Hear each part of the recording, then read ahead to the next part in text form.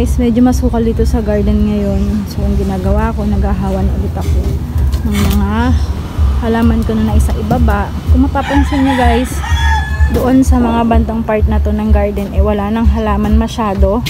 Pero dati sobrang gulo dyan. Kasi pinagdikit-dikit ko na din yung mga halaman dito.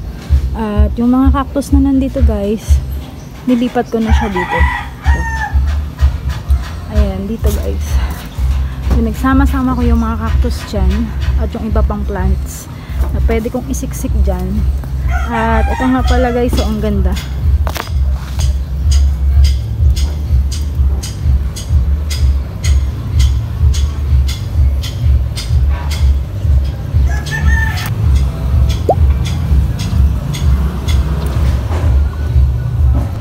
Nawawala yan sa garden ko pero minsan bigla na lang siyang sumusulpot. Ito yung binili ko sa Baguio noon kasama si Precious. Ay, Baguio, Pangasinan. Sa Pangasinan pala guys. At ayan yung mga buto niya, oh. Yung mga buto yan. Na bigla na lang nalalaglag yan tapos sumusulpot na lang ulit sila. Nilagay ko muna dito yung mga halaman ko na mga houseplant na nasa baba. Ito yung pinakamarami ako. Ayan. Ayun.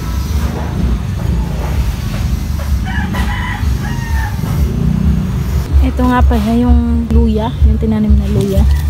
Ayun. Ayan. Luya yan, 3 puno. Ayan pa. Ang laki-laki na nila. Ito pa rin yung mga water plants ko na nandito. Hindi ko pa rin na itatanim. Kami ko ng kalat. May namatay akong bonsel. Ito. Sayang, nagmashi siya. At ayan na, wala na talaga. Sayang kasi ang laki-laki na niya, oh. Guys, kaya ako may gunting kasi dito, ayan, dun sa mga ano ko, dragon fruit na kailangan natin alisin yung less. Ayan. Ang daming damo.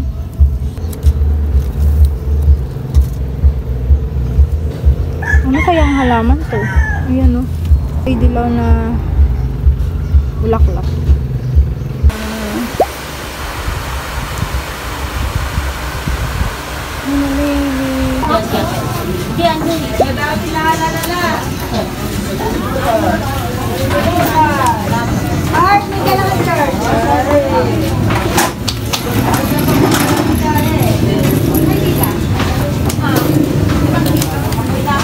Kailangan maka $100 ka. Facebook naman.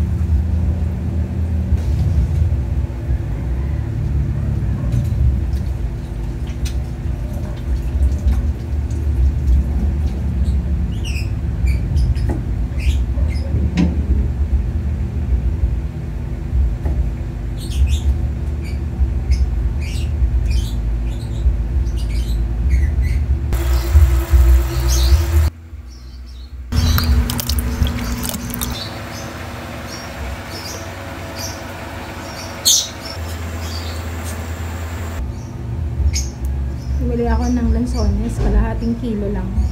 Kalahating kilo ay 70 pesos. May libre tikim pa doon. Duko. Yung favorite na lansones ko. Kasi maliliit lang yung buto. Halos wala nga buto. Ito yung nabili ko. Kalahating kilo. Bumili din ako ng butchi. Ano siya? 3 for 20 pesos. Ayan, cheese at saka mango flavor sa tita ko. Nakita ko siya sa palengke. Ayan. Sarap to.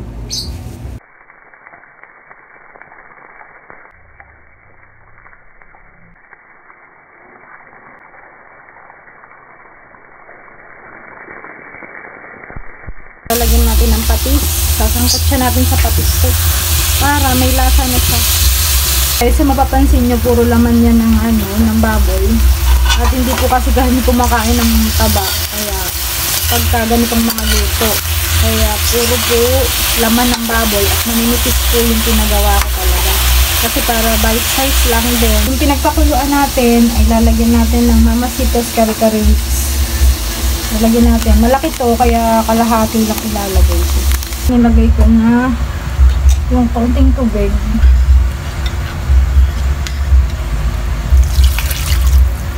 Ilagay na natin to, yung nabili kong peanut butter.